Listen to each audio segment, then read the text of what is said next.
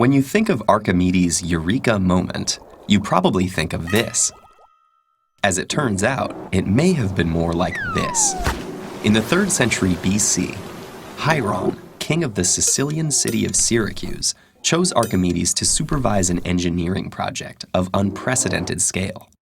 Hieron commissioned a sailing vessel 50 times bigger than a standard ancient warship. Named the Syracusia after his city, Hieron wanted to construct the largest ship ever, which was destined to be given as a present for Egypt's ruler, Ptolemy. But could a boat the size of a palace possibly float? In Archimedes' day, no one had attempted anything like this. It was like asking, can a mountain fly? King Hieron had a lot riding on that question. Hundreds of workmen were to labor for years on constructing the Syracusia out of beams of pine and fir from Mount Etna, ropes from hemp grown in Spain, and pitch from France. The top deck, on which 8 watchtowers were to stand, was to be supported not by columns, but by vast wooden images of Atlas, holding the world on his shoulders.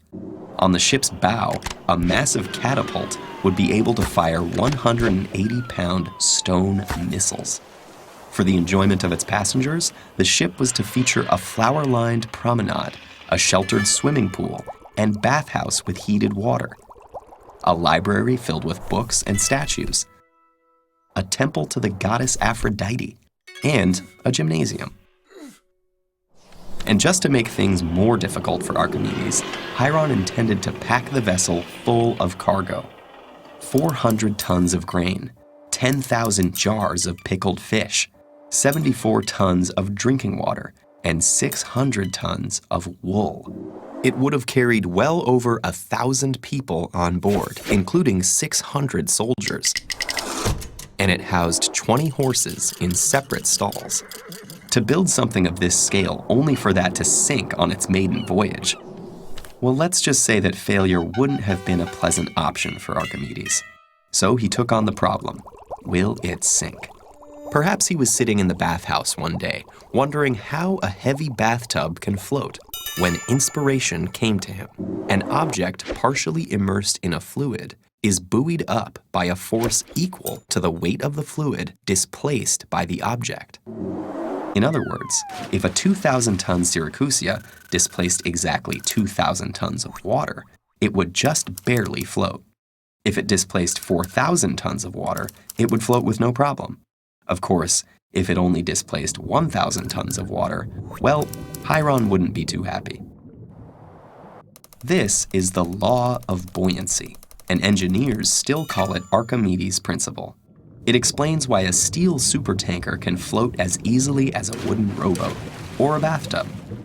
If the weight of water displaced by the vessel below the keel is equivalent to the vessel's weight, whatever is above the keel will remain afloat above the waterline.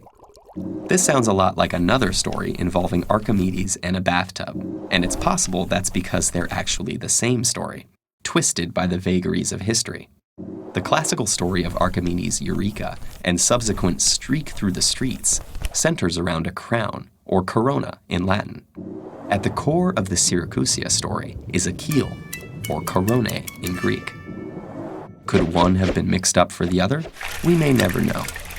On the day the Syracusia arrived in Egypt on its first and only voyage, we can only imagine how residents of Alexandria thronged the harbor to marvel at the arrival of this majestic floating castle. This extraordinary vessel was the Titanic of the ancient world, except without the sinking, thanks to our pal Archimedes.